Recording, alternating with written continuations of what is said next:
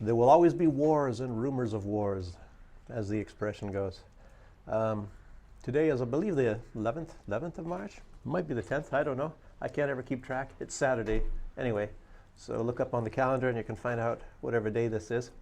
And as usual, whenever I make these videos, it's always raining or snowing or really cold. Right now it's not really cold. I think it's like 2 degrees Celsius.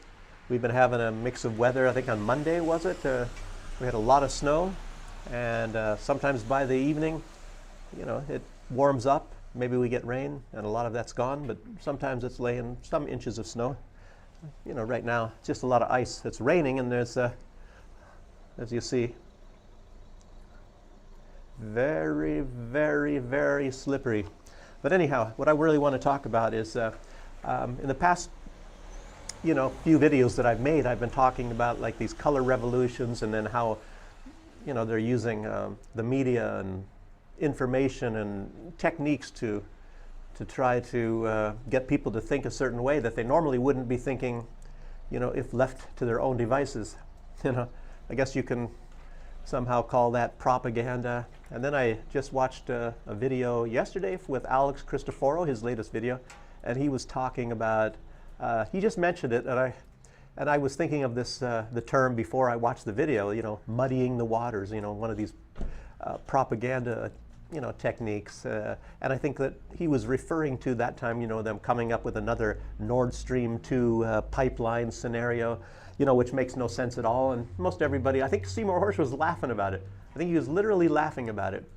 They have some kind of a catamaran sailboat supposedly used to go with some divers, or what. I think it was supposed to be like I don't know if they went with a team of 5 people, supposed to be a woman doctor, and then 2 assistant divers, and then 2 divers, you know.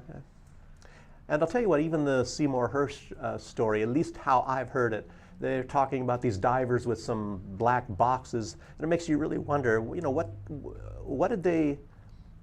was in these boxes, and how were they using these boxes to, you know, I mean, obviously it would have to be explosives, but is it enough explosives, and is it any kind of tools to attach these bombs to these steel encased, or no, concrete encased thick steel pipelines? So, and it's not necessarily Seymour Hersh that I'm criticizing, but maybe the witness that gave the information to Seymour Hersh, maybe his information was lacking in some ways. So I don't know. It's up to you to, you know, make your own conclusions, because maybe it's just not a complete story.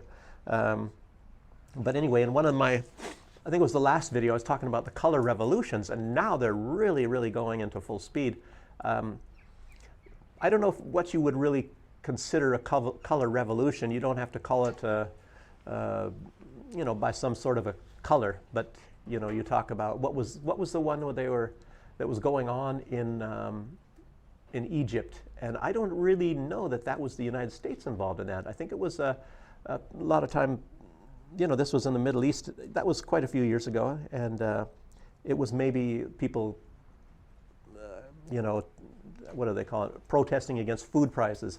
But these other ones are all the United States. Alex Cristoforo, like, again, I'll say his video was actually quite brilliant. He was talking about, and laughing a lot. He was having too much fun making this video, but it's kind of a nervous laugh that he was having, because I'm sure he's not happy about what this stuff is going on, and he just wants to tell about the ridiculousness of this whole situation and how this thing is working.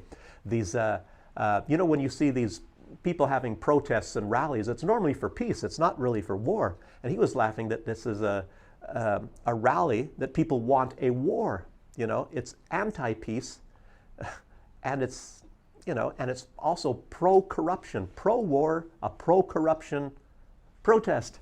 You know, and I don't know that this has anything to do with a block of information, blocking information, I should say, blocking information that's going to the people of Georgia, you know, which is where that revolution is supposedly going. And it's a strange thing is that is already a pro-Western, anti-Russian government, but apparently it's not anti-Russian enough.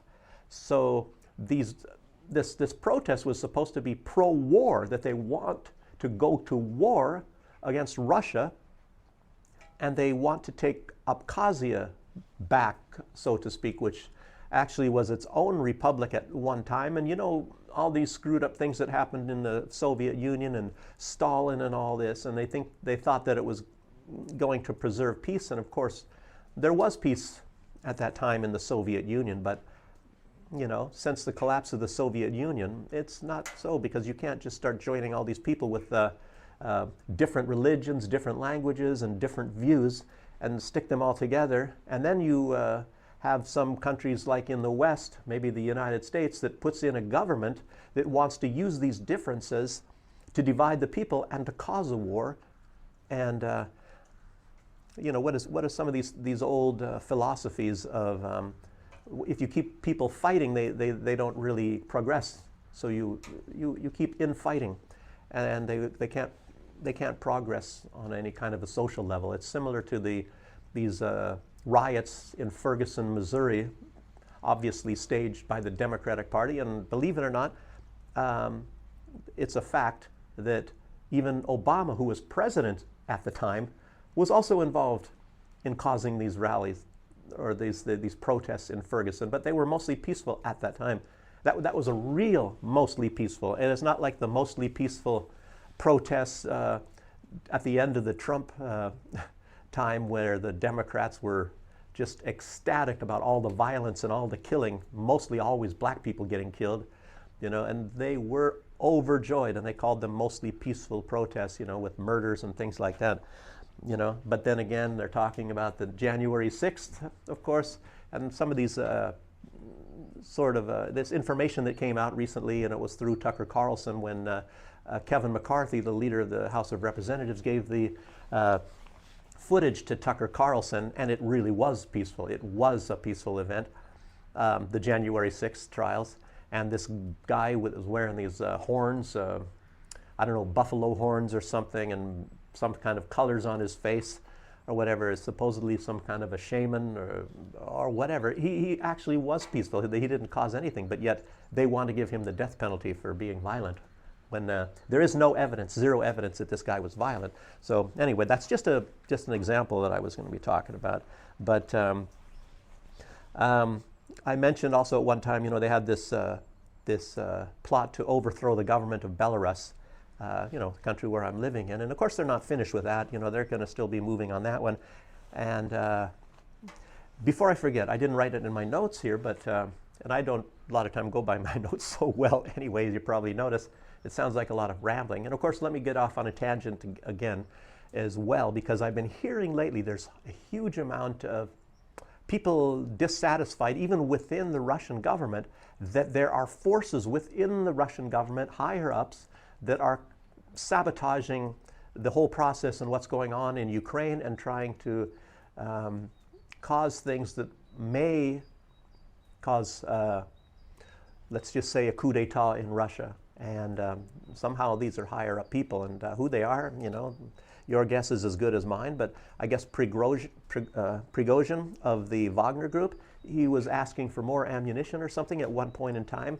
And then it turned out that somebody cut his connections to the Kremlin, so that he could not even talk to the Kremlin and could not get that ammunition. And it's sort of like wondering who did that. You know, it's like cutting the wires. I don't have any idea.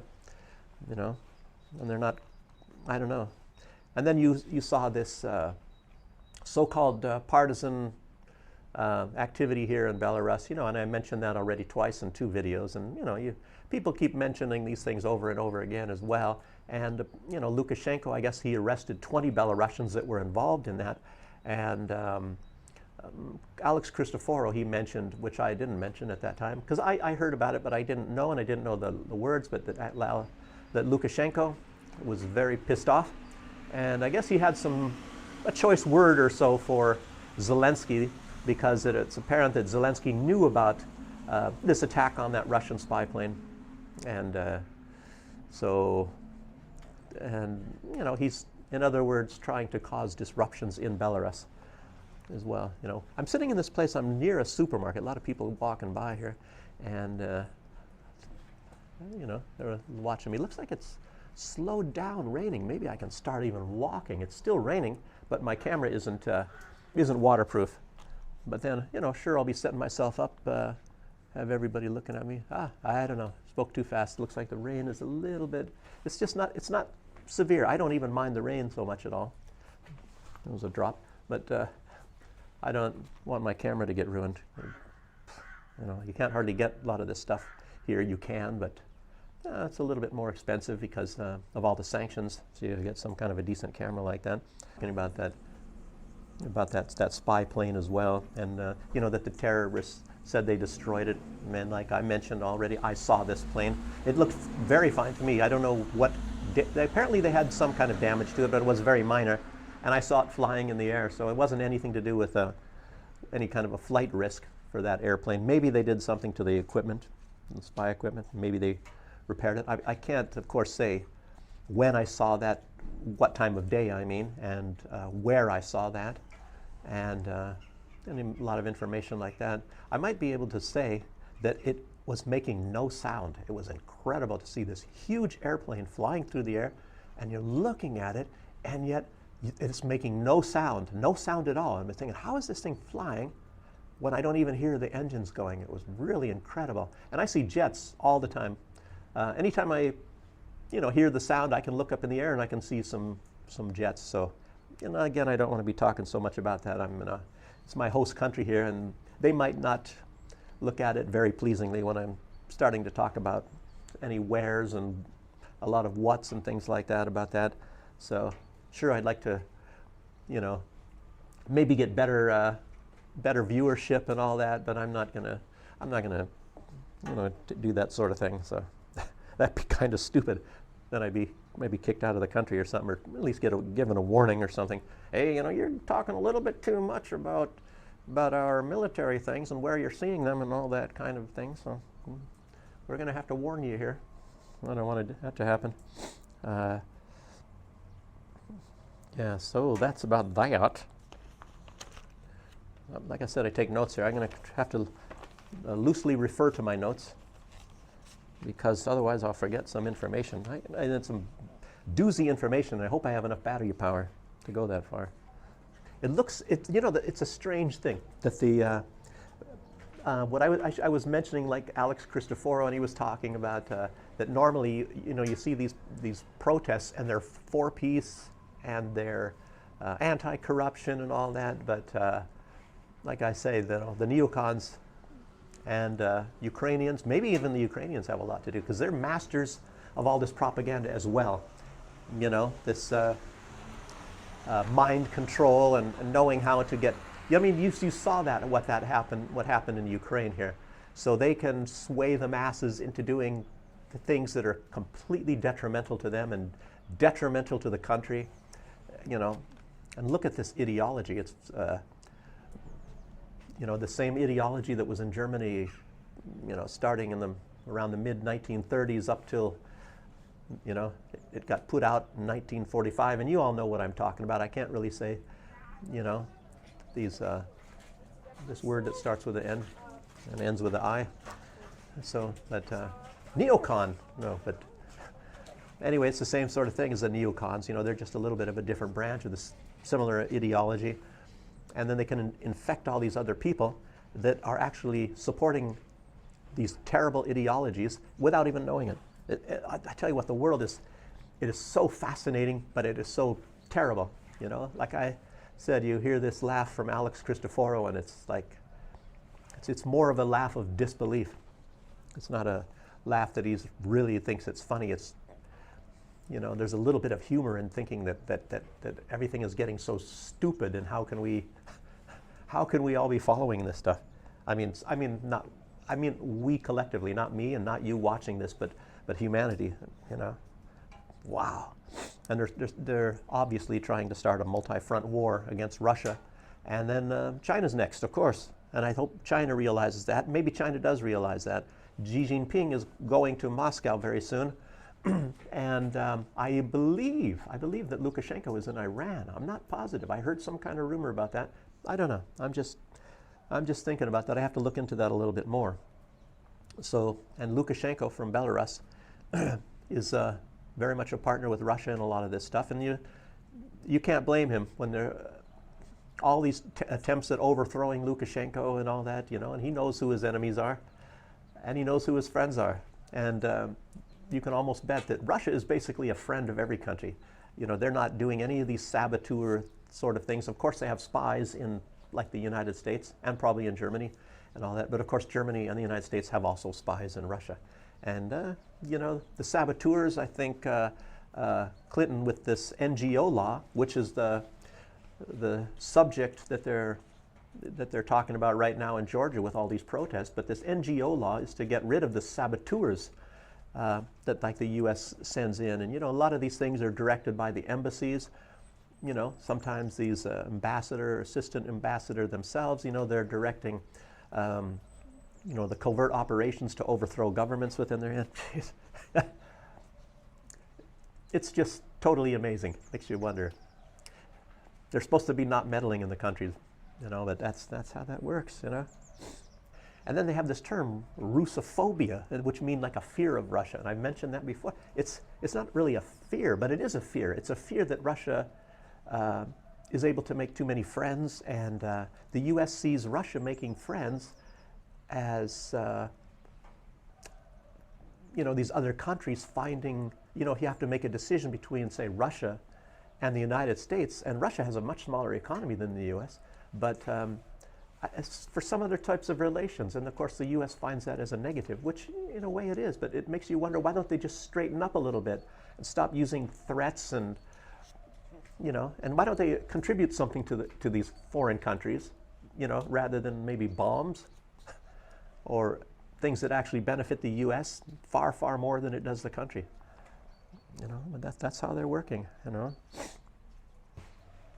You know, you hear about this rules-based order, and you know, it's more like the rules for thee, but not for me. You know, all these countries have to follow these rules, and it's just like this law that was up for debate. Well, more than debate, it's up for protest in Georgia right now, and they say that it's just like this Russian law where Putin was able to get rid of these NGOs. But guess what? The United States has had such a law, and it's I guess it goes back to 1938, and they have expanded this law ever since, so that all these say NGOs or whatever, they have to register as foreign agents, such as RT if it were in America. But RT was registered that way, but yet they still shut them down because sure, they're registered that way, and but people still were listening to them. You know, and Russia's law is far more mild than the U.S. law, but the U.S. can't operate on that. They have to, you know, I guess there are probably other laws that you're not allowed to incite hatred and hatred against the government, at least in Russia. But boy, oh boy, oh boy. And Russia doesn't do that in other countries. They don't use RT to get people to hate the United States. They just tell you facts, and of course all the facts are verifiable, and they're all true. So why doesn't the U.S. act a little different, and so these facts won't be true, and then you can find out some of the good things. Instead, they just call it disinformation, but yet they don't prove the opposite. They don't prove the opposite of what RT would be reporting, or Russia, or maybe Sputnik. And who was it? This guy from Sputnik? I think it was one of their directors or something. They put him in jail, and I'm not sure where that was. Was that Lithuania? And they have no charges against him. No charges, but he's still there. It's like, who else is in jail right now with no charges laid against him? I guess it's Andrew Tate. Andrew Tate. They don't know what he did. You know, they accused him of certain things, and even the people that are supposedly accused him said it's not true. So, you know, why are they keeping him in jail? Andrew Tate is he's probably just a lot better. He's just well spoken, and he tells the truth. He told us about COVID, you know, and how rich people never had to wear masks or do social distancing or anything like that, you know, because he got his own plane and you know, associating with rich people, and he said that's why he didn't like going, you know, like even first class on regular airplanes, because he had to comply with all these rules. But when they're the super rich people, they don't go by these rules. Look at Nancy Pelosi, or Newsom Gavin, or Boris Johnson, or even Fauci, when all these people were filmed, Barack Obama, Michelle Obama, they had these parties, on Martha's Vineyard, or out in San Francisco with Nancy Pelosi or Gavin Newsom in California, and none of them wore masks. I think they had the servants wear masks, but none of the guests, none of them are wearing masks in any of their parties, any of their gatherings and things like that. There's no social distancing. They're all smoking and joking and hugging and everything. So it lets you know really what this is all about, And it's hard to believe that so many people know that this was all completely overdone, these extreme measures for all of us. The rules for us, but not for them, again. Boy, oh boy. These super elite people. And apparently since, kids looking at me now, since 1993, the U.S. has spent over $1 billion, almost $1 billion to, in Georgia. Georgia is a much smaller country than Ukraine. Ukraine, of course, like I said, and everybody knows, they spent $5 billion to overthrow that government. And George Soros was involved in that too. Of course, George Soros is involved in Ukraine, so was the National Endowment for Democracy, the NED, all of these things, and there's probably USAID. I think USAID, I think I said last time, they're the ones that provide the T-shirts and the drinks and the cookies and things like that to pass out. And it was, how much of that, I can't remember how much they had. They had a huge amount. I think, let me see how much they contributed. They normally contribute a huge amount to these revolutions, And this is just like a familiar thing, and very strange that you can even find this information, that how much money they put in and who funds what for overthrowing governments, regime changes, and color revolutions all over the place. Boy, this is really something. And and they buy, of course, the policymakers and social groups. They set up a lot of social groups, and there's too many people walking by. Gosh, it looks like it stopped raining. I'm going to start walking now here. Looks like it's much, much better. Everybody's slipping around here on this ice out here. People normally watching me, water and ice. That's not a good mixture. So I hope my battery's going to hang out. Looks like it's nearly halfway gone already. Boy, oh boy.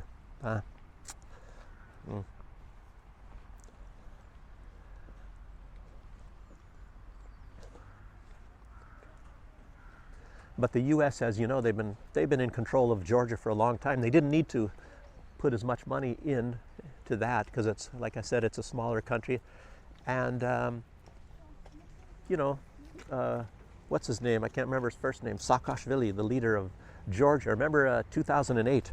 And he was a graduate from Yale. And I believe the present leader, is that in Ukraine or was it Moldova? All of these revolutions going on right now. But one of them wasn't even born in the country. I think it was the leader of Georgia. And what's her name? She was not even born in Georgia. And I think she might have gone to Yale or Columbia. But all of these are like educated in the United States, university educated. Makes you wonder that they didn't go to Berkeley or something. But maybe they just, at that time, they didn't have this wokeism. And now, of course, they probably would be going to Berkeley, But maybe that's just too much wokeism. I don't know. But also you can recognize, which is very strange. Wait till this person passes by here, and but you can recognize in a lot of these countries, and I find it very shocking. There's a track. I walk on this kind of a track. Yeah. This is not the same area that I live in. I'm across the road in another section of Baranovici, somewhat close by, walking distance. But anyway, in all of these countries, I could even name. I wouldn't want to really say New Zealand. I'll talk about that in a second. But you look at all these countries, and some of them, it depends on say a man's taste. But according to some people's taste, these leaders of these countries are attractive women. You know, for some odd reason, Russians, a lot of them think that Annalena Baerbock of Germany is attractive. I find her about average in my tastes, you know. I think the leader of Finland, I think she's pretty hot looking, the lesbian woman there, or bi, or whatever she is, but she's at least good looking. And this one, I think, which one was it? Was it Moldova? No, it was in Kosovo. Really nice, beautiful hair, nice kind of wavy, curly hair. I forgot her name. I can get to her. I think I took some notes on her too. But and then there is New Zealand. I don't know. Maybe they got rid of her because she's getting a little bit older, not so attractive anymore. It really makes you wonder if they're going, if part of this, the United States selecting these women, if it has to do somehow with looks. You know, maybe Liz Truss, she didn't quite have it, so they got rid of her.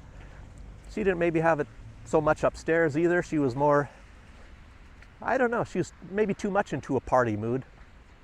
But so is that woman from Finland, apparently. I don't really know. Annalena Baerbock, she's probably still got her future coming. She's probably going to maybe become the chancellor or whatever. She just doesn't have much of an intellect. A lot of those people did. Who was this? Who was the woman that they kind of, I think it was Lavrov, sort of baited her. And I think it was Liz Truss. That was Liz Truss, that she was acting as if Rostov-on-Don was part of Ukraine. You know? Boy, it makes you really wonder how Lavrov actually knew that she didn't know that. She didn't have any idea which cities or anything were in Russia or whatever. And she's a foreign, well, I don't know, was she a foreign minister before that, Liz Truss? I don't know, but it looks like knowledge and intellect has nothing to do with deciding on what position you hold in a lot of these Western governments now. You know, some of them are a couple bricks short of a load, I guess you could say. You know, it's not like that Jai Shankar or Lavrov. You know, these are highly intelligent people. Very difficult to trick them, you know, like Chinese minister as well, foreign minister. And then you get some of these ones from the West. I don't even know, what are the qualifications that they choose these people for? You know, but these leaders, let me think of some other woman leaders. Who are some other woman leaders that at least some men would find attractive? Like I said, maybe not anymore, New Zealand. And then you look at Finland, of course, you know, Baerbock. She's actually probably more in control of Germany than Schultz. You know, it's sort of like, some people were thinking that, what's her name, Harris, Kamala Harris, you know, with her laugh, that she was kind of running the administration. But I don't even know if she can run her own personal business, let alone run the nation. A lot of people are saying that old Obama, he's running things from the background, but it's really not, you know.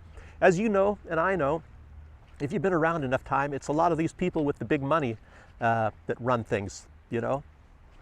Obviously, even Bill Gates has a little bit of control within America, but then you have, obviously, George Soros has a lot of control, maybe even people from across the ocean there. You have Klaus Schwab. You know, he's even admitted that. We have penetrated all of the cabinets. You know, we penetrate them all. You know, and we will do that in the future to your cabinets. Trying to be like a little bit of a Alex Cristoforo and making my funny voices here.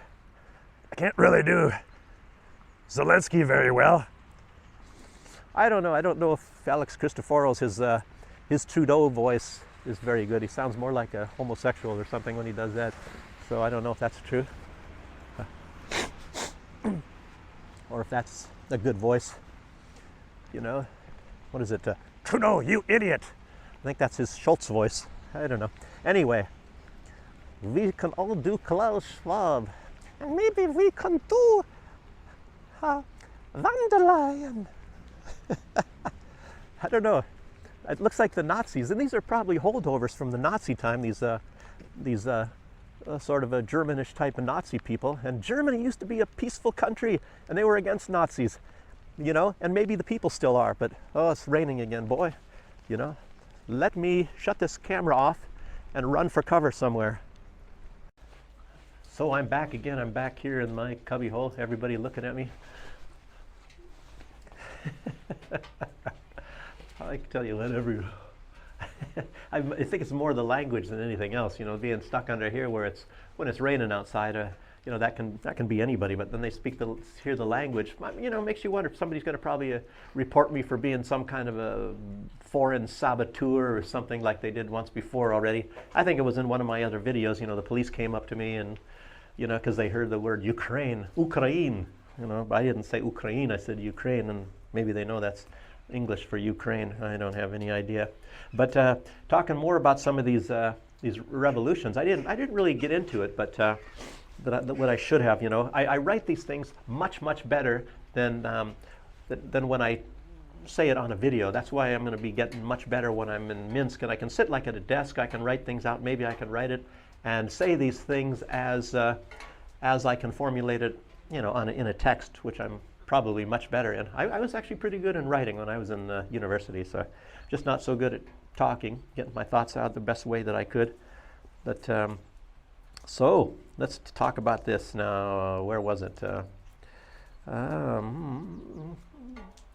Yeah, well, in Georgia, this the woman, she's apparently, like I said, they're spending $1 billion to keep control, actually, to keep control of the government, and you know, and they're actually just trying to get rid of this woman. She doesn't hate Russia enough to get a war going.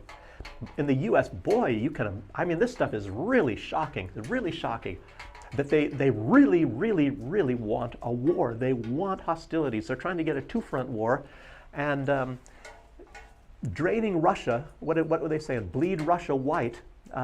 They talked about that at the beginning, remember, of this special military operation, and it didn't quite work, you know. But then they're trying. Also, you know what?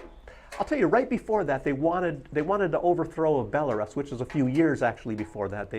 And they're very angry about that. Apparently, that they didn't overthrow Belarus, and part of this bleed Russia white, I'm kind of guessing right now, because it looks like that from information, is they wanted to get.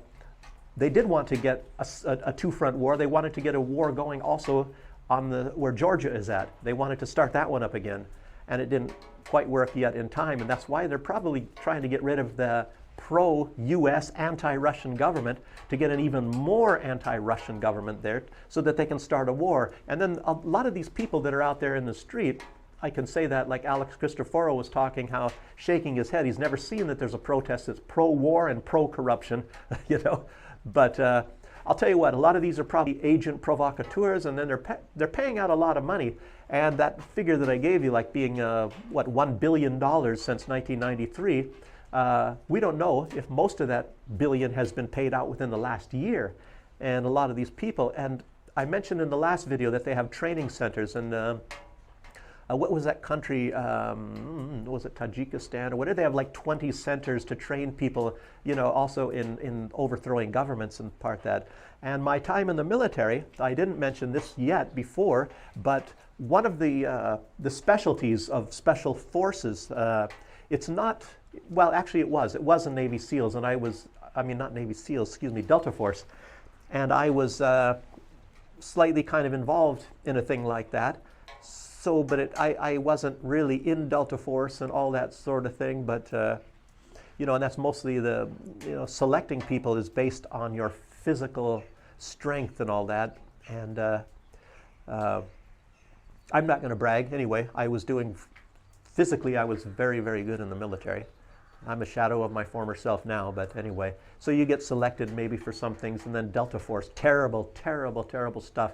You know, when you get a mission coming down, you get locked up basically, and you don't get any access, and it can come as a surprise. You don't even get any access to your own family or nothing, and it might be for many months. And then you get sent on some sort of a mission. You know, you get trained and you informed and all that, and they just drill it into you for going on these missions and things like that. But one of the specialties, you know, and there's medical, and there's language, and demolitions, and there is political. So you get a person who would be knowing how to set up a government within the Delta Force, and these are just regular soldiers, I guess you would say. And you get immediately, say if you're a PFC or just a corporal or something like that, when you get into these things, you get immediately get the rank of a sergeant, and then of course you get moving up in rank faster than you do in other places as well, other MOSs, military occupational specialties. So, you get trained in this sort of a thing of overthrowing governments and how to set up a government within a country as well. So, and I don't know about the propaganda parts of that, but like I'm saying, I don't know everything and all the details. I'm just telling you what I do know, and I was not necessarily involved in that sort of stuff. I did other things in the military, and then I had to sign papers and says I'm not allowed to talk about it ever, and but it's nothing. I'm not trying to make you think I was some special big shot agent or nothing like that, which I wasn't. So I just, that's just how that is. And okay. But like I say, they had all these NGOs and everything like that in Georgia as well. So it's all over the place. And what was this person's name? What was this? Not in Georgia, but it was in Kosovo. Kosovo? Let me see, I wrote it here. I'm not even sure which country that was in, but it was Estonia. Yeah, it was in Estonia. They arrested a leader of the opposition in Estonia. One of the opposition parties, I guess it's called the Together Party. He went to the Donbass area, and to get into Donbass, of course, you have to first go to Russia, I believe. So then anyway, I don't know if there's any other way to get in. So they arrested the guy, and it's let me find out what it was. It was called his crime was creating associations against the Estonian Republic. So in other words, if you're making friends with a Russian person, wow, it's terrible. And you got to consider that 25% of the population of Estonia, technically speaking, it's the Russian speaking, basically the Russian people, to a large extent. But of course, you're not allowed to, be a proud Russian, ethnic Russian person in Estonia. So that means actually, the fact that this person was arrested, and I believe they're still in prison, it means you cannot make friends with Russia. It is considered like approaching as an act of treason. And you know what happens normally in a lot of countries when you commit an act of treason. A lot of, in the USA, it's a death penalty, but it's getting close to that. And you can't make really even pro-Russian statements, believe it or not. Wow. But anyway, that's mostly all what I want to talk about. There's a lot more information, of course, about all these you call them cover revolution, but they're just revolutions. And I even made a video talking about revolutions. You have a huge revolution going on in the world today, and it's not only just these color revolutions. You have these social revolutions. Look at what happens now with the Catholics in Germany. Now they're allowing gay marriage, and I remember I'm not so much of a religious person. I'm not anti-religion at all. I'm actually pro-religion, but I'm not really so religious myself. And of course I have a strong belief in Jesus, very much so. Which sounds strange. How can you really like Jesus but not be religious? But anyway, let's not get into that. That's a lot of different things right now. So people so fascinated by me. And it's strange, even in Russia when it's snowing or rain, it doesn't matter if it's 10 below zero, you have all sorts of people walking by. So anyway, it's a lot of people going by here literally at least every 30 seconds, and maybe there's a couple people at one time even. And then they look over here and hear some English. So, yeah, it's just a revolution in so many other forms. It's not just color revolutions, and it's like a transformation of what we in the West used to think of as East, like maybe censorship and a lack of freedom and whatnot. But guess what? That's the West now. Now the West is how the East used to be, and the East is much more like the West used to be. Like here, you don't have to get vaccinated. Over there, they were pretty much forcing you to get vaccinated. They were locking you up. They had lockdowns. They didn't have lockdowns in Belarus. So I can go on, and I can find all kinds of parallels and show you how much, more and more freedom is coming over here, and you're losing the freedom over there. Look at a lot of Australians. Australians are coming to Russia and to Belarus before. I don't know if you've ever really heard about that, but look at what they were doing in Australia.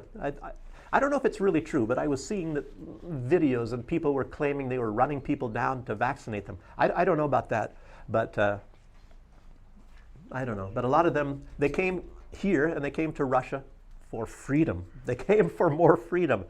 And if I could talk to those people, there was one, I might have been mentioning, I was going to be mentioning the language courses. I want to maybe do a little bit of a video on that.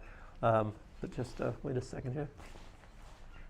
But I don't know, maybe because if I make a little video now, then I have to make another video because it looks like it would be 3 parts talking about going to language school here. But like I might have mentioned in another video,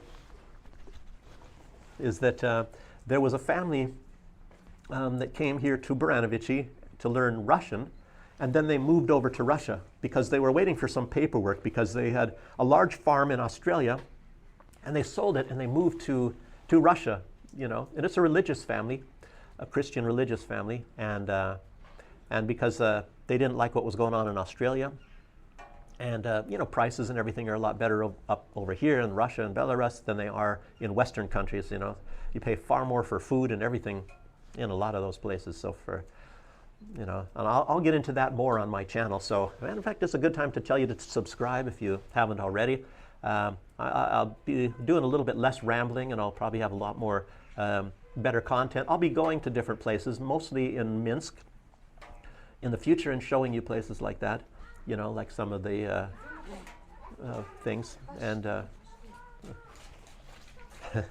some kids, and and like maybe going to various places when the weather warms up. Matter of fact, I want to go to Brest. I even should mention that. I want to go to Brest hopefully in a week or so. I keep saying that, and there's some of you that watch this and you're living in Brest, and I'm sorry I haven't made it there yet, and try to stay in contact with me if you did want to, at least meet me for a few minutes and stuff when I go, because a lot of you mentioned, or a couple of you mentioned that you would meet up with me in Brest, and I hope you watch this, and then make another comment, and then I'll try to figure out a way, instead of me going back and looking through all videos or comments and trying to find out who you are, and then try to get in contact with you and say, okay, I'm going to Brest on such and such a day. A lot of time things change and I can't make it. I was planning once already and I didn't make it, so now I got myself off track and I forgot what I was talking about. Oh, I was talking about this this Australian family. Yeah, they went to school here to learn Russian, at least for a couple of months or some months, and then they moved to Russia. And they have a channel, and it's called, actually it's the son, I think it's the son and the daughter-in-law of that family, and they have a channel. He's a carpenter, and he's in Russia, and he talks about his life in Russia. It's called Backyard Russia. So you can look at that one as well. I've never really watched it so much, but you can check that out. I was even going to mention, now they got Anthony Blinken. He is, I guess, in the Middle East right now. No, he was in the Middle East. He went in January, and now you have Lloyd Austin who's over there. And supposedly they're trying to calm down the situation there and stop, hostilities. Mostly, you're not going to stop hostilities when Benjamin Netanyahu is in charge of Israel, because he's going to keep on pushing. Yes, he is a smart guy, and normally, though, he does not bite off more than he can chew. He looks for weak people, and he says, well, what do they have that I want? And I start pushing. I'll push until matter of fact, he just goes in and takes over, And like I see, that's one of the flaws about Donald Trump. I like a lot of things about Donald Trump, and certainly Donald Trump might be one of the best presidents we've had in the last 4 or 5 presidents, but he seemed to really have a dislike of Muslims, and he is all for all the provocations and everything to provoke Palestinians and Arabs, and he seemed to, hate all that. He made friends to a large extent, I guess, with Saudi Arabia, mostly because he had to, because they had a lot of oil. So, and it's not that he loves Russia either, but I know He realizes that, of course, having hostilities with Russia that has nuclear weapons is not a very good idea. You know, Biden, I don't think he seems to lack a lot of intelligence. I don't know what Biden is doing. I don't think anybody knows what Biden is doing. There's a lot of, you know, you don't even want to get into that. Those are you can write a book on Biden and his administration and Kamala Harris and all these knuckleheads. I don't know. You don't even want to get into those people. A bunch of crazy stuff going on there, and you know, Netanyahu, you know, he just wants domination. He wants domination and power, you know, over weaker peoples, and that's how he is anyway. And apparently, what's going on now? He's edging towards support of Ukraine, and therefore, Russia is selling Su-25 fighter jets to Iran, partly because of the new administration of Israel crossing their own red lines, as they termed it, and now, you know, cozying up with Ukraine, you know, which that ideology they hate Jews. And so that, you know, I always say I'm really wondering what the heck goes on here, you know, and I keep saying it's maybe useful idiot things, but who knows? Some young little girls there, and yeah, Nutty Yahoo. I'll tell you what. Talk about destabilization, you know. But there's a little bit of you know, just sort of attitudes of Netanyahu and Donald Trump. You know, this rough, tough guy speaking and things like that. I don't know. I find it counterproductive, you know. And then some people say, and I even say, in some ways, you have a little bit of a personality of Trump is in Lukashenko and all that. But Lukashenko, he never makes these big provocations. He's never provoked, you know. He comes across a lot as a tough guy too, but in the right ways. You'd have to live here and watch and see what he does to know what I'm talking about. So I'd like to get into that a little bit more in the future, but I don't know. You know, but Netanyahu, of course, he hates Iran, and he wants a war with Iran. And of course, it looks like he's going to try to push, you know, he's been trying to push the United States into it. And as you remember, anybody who's been following the news for any period of time, you know that Netanyahu says, he's been saying since the 1980s, that Iran is 2 months away from having a nuclear bomb. So that's a long 2 months. Say who knows what, 1985? I think you can go back even before that. And he's saying Iran is 2 months away from having a nuclear bomb, and they want to bomb us into smithereens. And of course, they're using that mistranslation from who was that leader of, it just slips my mind for a minute, a previous leader of Iran, and they misinterpreted what he said. What he was saying was, they said that he wants to wipe Israel off the map, but what he actually said is the Zionist regime in the Middle East will fade from the pages of time. If you translate that directly from Farsi, which is the language of Iran, into English, the Zionist regime in the Middle East will fade from the pages of time. And they twisted it around, and I believe it was a Western-influenced Iranian publication that actually twisted it around and says that we want to wipe Israel from the face of the earth. And then again, Ahmadinejad was the leader of Iran at that time, and he was quoting, I think, something from Khomeini, and they just twisted it all around. So first it wasn't in the words of Ahmadinejad, which they said wants to wipe Israel off the face. He was quoting from something from Khomeini, which didn't even say that in the first place. Isn't it incredible how they can screw you up and screw up your mind and make you think something that never even happened? That, you know, it's just incredible. This is all incredible stuff, and that's, I tell you, I'm really I'm really fascinated by this stuff. How they can screw up our minds so much and make your entire being hate somebody for something that isn't even true, you know. And then let's get talking about that. And I think I have it later in my notes too. Like the leader of Estonia, I think it was this new prime minister. She is saying, what did she say about Russians now? That they're all inherently evil. That Russians are inherently evil. And then you see what's going on now with Zelensky. He was saying that that Russians either are a species or a subspecies of humans or something like that. And if you know what's really going on here, as you see what's going on and what the time is going to be proving in the future is they're getting us all ready mentally. Well, not maybe me. I'm living over here in Belarus, you know, and not you either because you know the truth. But they're trying to get society ready for some sort of a major problem, a major cause, what they're going to be doing to Russia. Is it going to be a nuclear war? And as you already know, they're using chemical weapons on Russians. You might have been hearing that, but I'll tell you what, they've even showed some things in the media over here.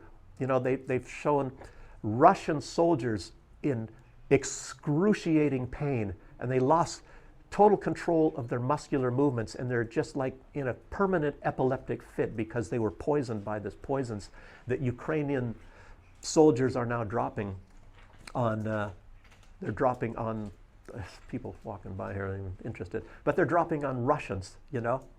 And they showed one Russian apparently, and I didn't see this, but apparently this is, I don't know if it's on television here in Russia or if it's just in Russian things, but they showed a Russian soldier drowning. He's drowning in a little puddle because he had no control of his movements. So he drowned with his face, you know, or his head in the water, even though it was very shallow and he couldn't get out because he had no muscle control because he was poisoned by these chemical attacks, you know, by the Ukrainians. And I don't know who that was, but it was somebody talking about, I don't know if it was Tucker Carlson but anyways, maybe it was somebody from a video blog, and they're showing that these Ukrainians are making videos of themselves sitting in a room, and then they have these refrigerators filled with these, and lots of drones. They might have 40 or 50 drones with canisters to drop, you know, to spray chemical weapons on Russian soldiers, and they're using them. And of course, Russia is not even advertising this, because what do you think that would do if they're spreading that far and wide in Russia on news shows, you know, too many news shows or whatever? If most people got a hold of that, it would scare the crap out of Russian soldiers, and nobody would be really wanting to be in the military. And you know, and you better have, I tell you what, you better have some chemical masks, because all these things are banned. These things are all illegal. Just like the cluster munitions that they're using. They're dropping cluster munitions on towns, Russian towns. Actually, you could say the Donbass, but you know, whether you call that Russian or still Ukrainian or whatever. But if it's, just say that is Ukrainian, dropping cluster munitions and even chemical weapons on your own people, you know. And we were told that that's what Saddam Hussein was doing, and that was a major reason to get popular opinion against Saddam Hussein to go bombing Iraq. Well, think about that for a minute. Think about what's going to be happening. And then if Russians are a subspecies, or if they're all inherently evil, what do you think they're going to be doing to Russia? What do you think they're preparing us for in the future? You know? Like I said, there has always been wars and rumors of wars, and look at what they're doing. Look at this stuff. This stuff is illegal, but yet it's okay when you use it against Russians. All of this stuff, and they're using, they have even film footage of, what is this, white phosphorus, that they're using white phosphorus. I think also it was on towns in the Donbass that Ukraine was using this, you know, but this was some months ago.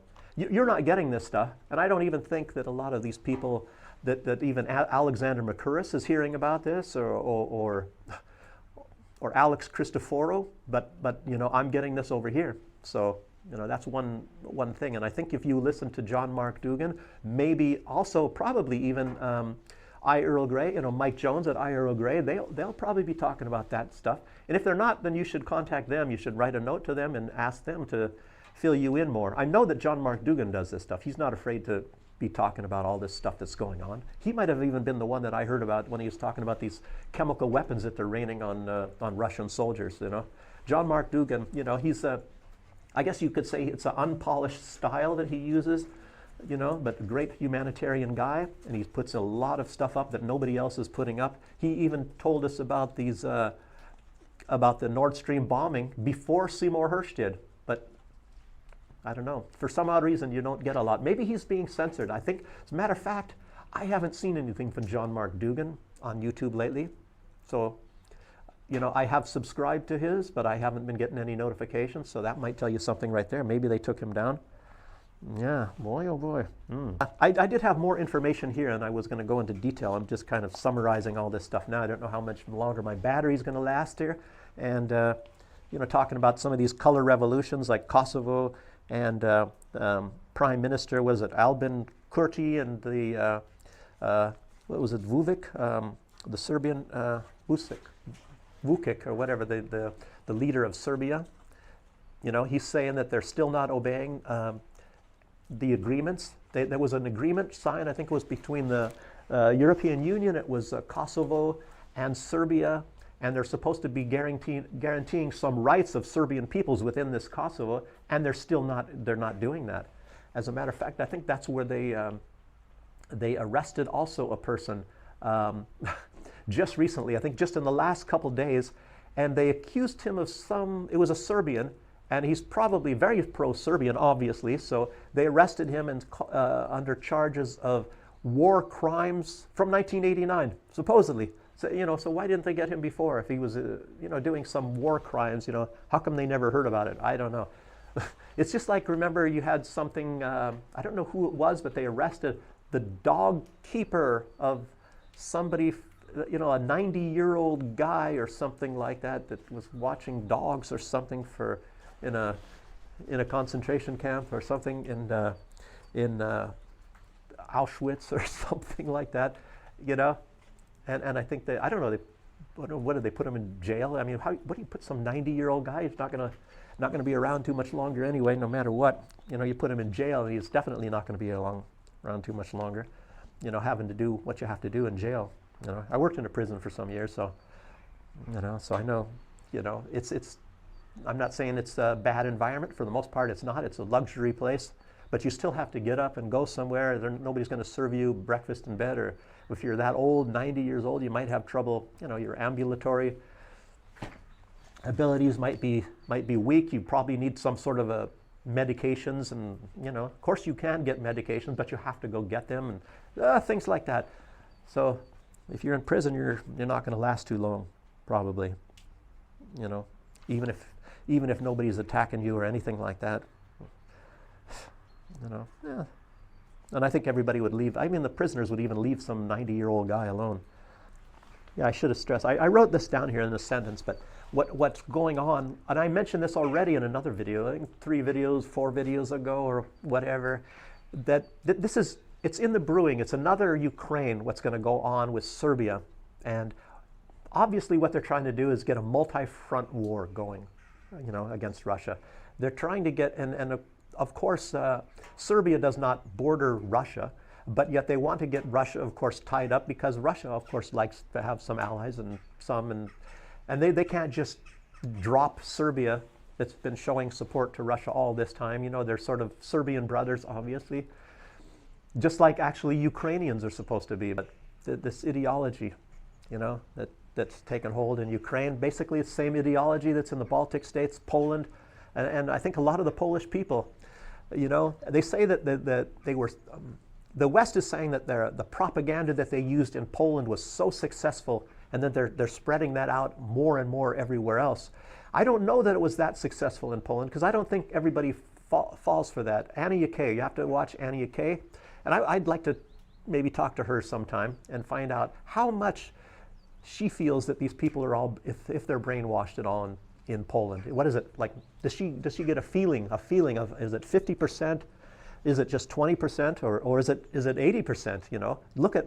I was in Latvia, and they have propaganda for Ukraine everywhere. They're having flags and everything, and then they have these little places like set up, and they have paint and show like women's panties or something like that, and saying that the Russians are massacring all of these people in Ukraine, which of course is not true.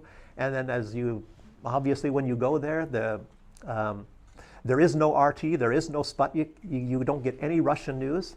You know, like I said, this was Latvia, and then It's not quite as bad in France and in Germany, because this was last year when I went there, but it's to make everybody hate Russia.